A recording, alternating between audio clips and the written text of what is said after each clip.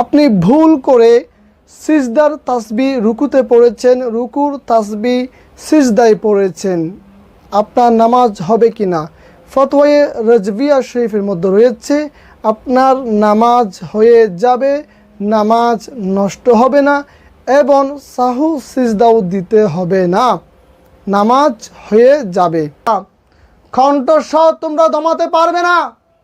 তোমাদের যদি হুকুম, তোমাদের যদি ক্ষমতা থাকে, আসো ঈদে মিলাদুন্নবী সহ আহলে সুন্নাত ওয়াল জামাতের আকীদা নিয়ে যত বিভ্রান্তি তোমরা করছো সেগুলোর জবাব ইনশাআল্লাহ দেয়া হবে।